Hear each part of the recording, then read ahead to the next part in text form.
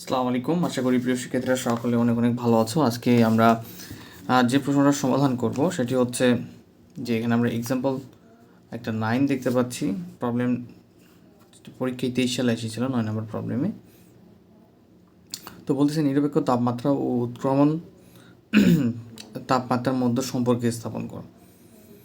তো খুবই গুরুত্বপূর্ণ একটা প্রশ্ন, আমরা খুব সহজে সমাধান করব। কি বলছে? নিরপেক্ষ তাপমাত্রা ও উৎক্রমণ তাপমাত্রার মধ্যে সম্পর্ক আমাদের স্থাপন করতে হবে, রাইট? তো দেখো, তো আমরা এটার সমাধানের ক্ষেত্রে প্রথমে একটু নিরপেক্ষ তাপমাত্রা কি জানার চেষ্টা করি।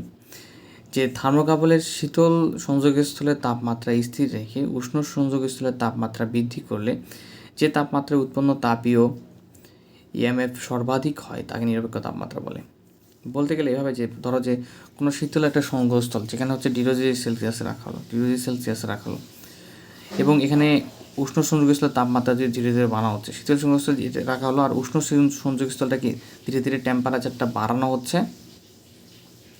তো এভাবে বাড়তে থাকবে এবং একসময় কী করবে, সর্বোচ্চ মানে পৌঁছাবে, যেটাকে বাংলায় বলে ইএমএফকে বাংলায় বলে তড়িৎচালক বল। ঠিক আছে?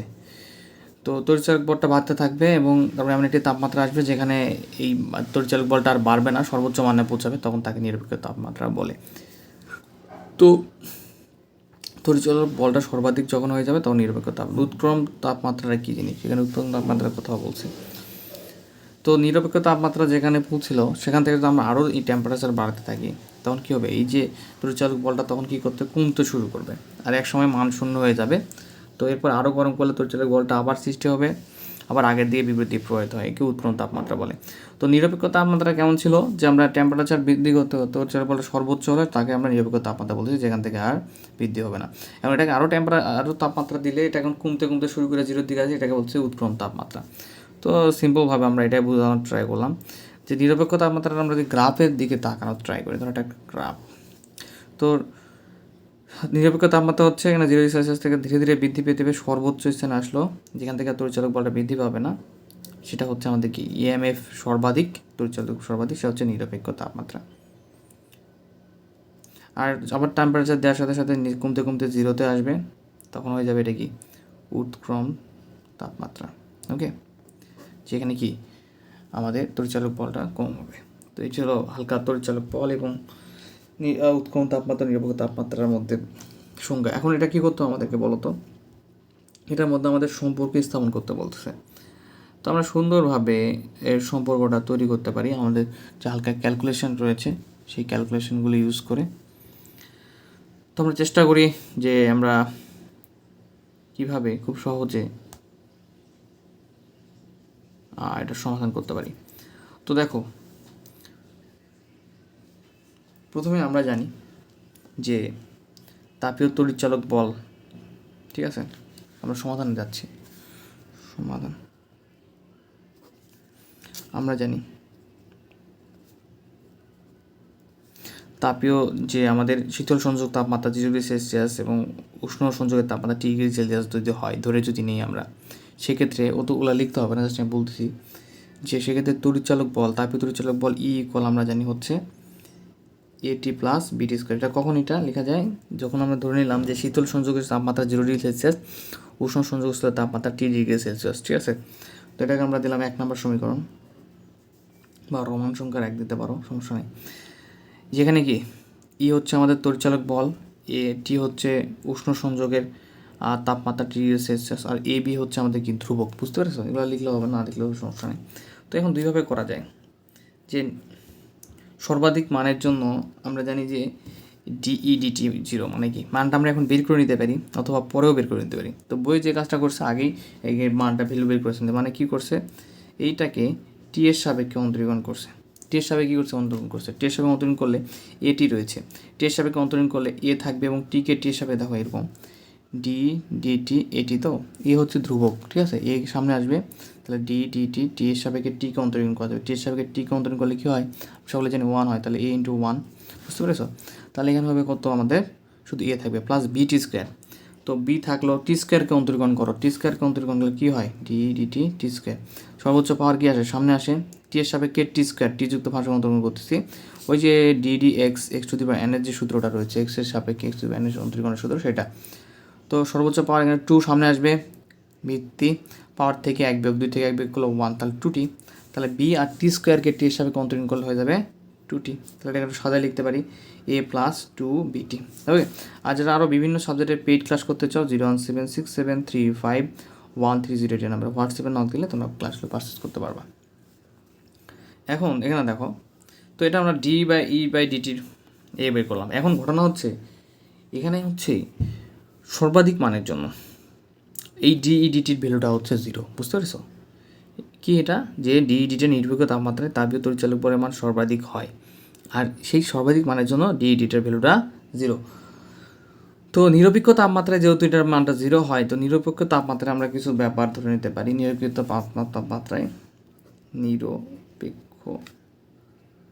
তাপমাত্রায় এই টেম্পারেচারটাকে আমরা টিএন ধরে নিলাম, আর তড়িৎচালক বলটাকে আমরা ইএম ধরে নিলাম হলে, ঠিক আছে। নিরপেক্ষ তাপমাত্রায় কী হবে বলো তো? আমি যেটা বললাম বারবার প্রথমে রিপিট করতেছি, ওটা আমি লিখে দেবো যে সর্বাধিক মানের জন্য অর্থাৎ ডিইডিটি ইকুয়াল 0 লিখতে পারো যে নিরপেক্ষ তাপমাত্রায় তাপীয় তড়িৎচালক পরিমাণ সর্বাধিক হয়, সর্বাধিক মানের জন্য ডিইডিটি ইকুয়াল, বা সংক্ষেপে এভাবে লিখলে হবে যে ডিইডিটি ইকুয়াল 0।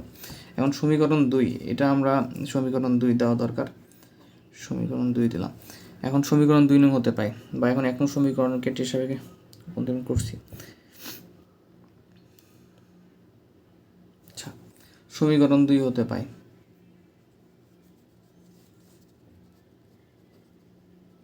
সমীকরণ 2 হতে পাই। সমীকরণ 2 হতে কী পাওয়া যায় বলো তো? যে আমরা এখানে যদি ডিইডিটির ভ্যালুটা 0 হয়, যে বলে দিচ্ছি ডিইডিটির ভ্যালু সর্বাধিক মানের জন্য নিরপেক্ষ তাপমাত্রায়, তো ডিইডিটির ভ্যালু 0 হলে 0 ইকুয়াল এখানে এ প্লাস কী আছে 2bt, তাই না? 2bt। তো নিরপেক্ষ তাপমাত্রায় এই টিটা কী হয়ে যাবে? টিটা হয়ে যাবে হচ্ছে টিএন, বুঝতে পেরেছো? তাহলে টি এর জায়গায় আমরা টিএনটা বসাই দিলাম। ফাইন।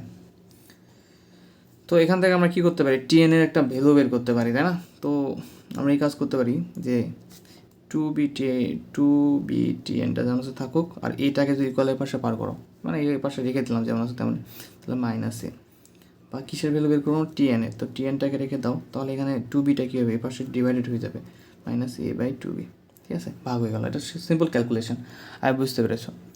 তো এখান থেকে আমরা কী পেলাম? এটাকে আমরা 3 নম্বর সমীকরণ দিতে পারি, ঠিক আছে। এটা আমরা নিরপেক্ষ তাপমাত্রায় যে ভ্যালু সেটা পেলাম। এখন ধরো নিরপেক্ষ তাপমাত্রা টিএন ধরেছিলাম, টিএনের একটা ভ্যালু পেলাম। এবং উৎপন্ন তাপমাত্রায় তাপমাত্রাটাকে আমরা টি ইকুয়াল টিআই ধরবো, ধরে আবার আমরা একটা ভ্যালু বের করে এদের মধ্যে দুইটার মধ্যে সম্পর্ক তৈরি করার ট্রাই করব। তো এখন আমরা তো উৎপন্ন তাপমাত্রায় কি হয়? তাপমাত্রায় যে তড়িৎচালক বলের মানটা 0 হয়, আমরা দেখেছি যে উৎপন্ন তাপমাত্রায় নিজেকে সর্বোচ্চ হলেও হচ্ছে পরিবর্তনটাও এখানে সর্বোচ্চ হলেও আমার নিরপেক্ষ তাপমাত্রা এখানে হয় যে 0 হয়। তাহলে আমরা লিখব যে অতএব বা এখন উৎক্রম তাপমাত্রায় টিটাকে আমরা ধরলাম হলো টিআই, এবং আমরা কি জানি তড়িৎচালক বলটা এ হচ্ছে 0 হয়, ঠিক আছে। তাহলে এখন 1 নং হতে সেম হবে, 1 নং হতে কী পাবো আমরা? 1 নঙ্গে যদি আমরা ই ইকুয়াল 0 বসাও, এটা কিন্তু 1 নঙ্গে এখন বসাচ্ছি। 1 নঙ্গে ই ইকুয়াল কী ছিল? ই ইকুয়াল এটি প্লাস বিটি স্কোয়ার, তো ই এর ভ্যালু 0, এরপর এ টি জায়গাত কি টিআই প্লাস বিটি স্কোয়ার, টিআই স্কোয়ার, টি এর জায়গায় টিআই উৎক্রম তাপমাত্রার জন্য, ঠিক আছে। এতটুকু চেঞ্জ করবো আমরা। তো এখন আমরা কী করবো? এর ভ্যালুটা বের করতে হবে, তাই না? তো এখানে আমরা যে কাজটা করবো, আচ্ছা এখানে লিখি এটিআই প্লাস, তোমাদের একটু সুবিধা হবে বিটি স্কোয়ার ইকুয়াল, মানে একটু সাজাই নিলাম যে এটাই ক্যাপাসিটি না, যেটাই ক্যাপাসিটি না। এখন দেখো প্রত্যেকটা পদকে আমরা টিআই দ্বারা ভাগ করতে পারবো, অথবা একটা টিআই কম নাও, এ প্লাস বিটিআই। এখানে একটা টি স্কোয়ার রয়েছে, এখানে আমাদের টিআই একটা কমন নিলে এখানে শুধু টিআই থাকে, বুঝতে পারছো? ইকুয়াল হচ্ছে 0। তো এখান থেকে টিআই যদি এ প্লাস বি টিআই ইকুয়াল হচ্ছে টিআইটা 0-এর সঙ্গে ডিভাইড হয়ে গেলে কী হয়ে যাবে? 0 হয়ে যাবে, রাইট? তো এই হচ্ছে কাহিনি। এখানে আমাদের তাহলে এ প্লাস বিটিআই ইকুয়াল হচ্ছে কত? 0। টিআইটা আমরা কমন এলাম, টিআই কমন নেওয়ার ফলে এখানে এ প্লাস বিটিআই থাকলো, তো টিআইটা আবার 0-এর সঙ্গে ডিভাইড হয়ে এ প্লাস বিটিআই ইকুয়াল 0 থাকবে। এখন ইকুয়াল হচ্ছে এখান থেকে আমরা যে কাজটা করবো, বিটিআই ইকুয়াল হচ্ছে এটা পার করবো মাইনাস এ হয়ে যাবে, এখান থেকে আমরা টিআই এর ভ্যালুটা বের করবো। তো টিআই ইকুয়াল হচ্ছে মাইনাস এ বাই বি। ঠিক আছে, এটাকে আমরা 4 নাম্বার সমীকরণ দিতে পারি। এখন এটার সাথে আমরা একটা সমীকরণ পেয়েছিলাম, কী পেয়েছিলাম, সাইড নোট দিচ্ছি আমি থেকে, T N equal a by b two b, a by two b, তাই না, এ বাই টু বি। তো এই টিএন আর হচ্ছে এটা নিরপেক্ষ তাপমাত্রা, এটা হচ্ছে উৎক্রমণ তাপমাত্রা, এদের মধ্যে সম্পর্কটা আমাদের দেখাতে হবে এখন। তো আমরা এখন দেখানোর ট্রাই করি সম্পর্কটা।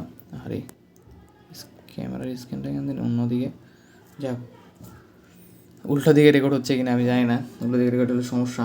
তো দেখো তেমন সমীকরণ এটা কি, এখানে আগেরটা ছিল হচ্ছে, এখানে সমীকরণ 3 ছিল, এই যে টিএন এর সম্পর্কটা, এটা হচ্ছে সমীকরণ 4। তাহলে আমরা লিখতে পারি যে সমীকরণ 3 ও 4 হতে পায়।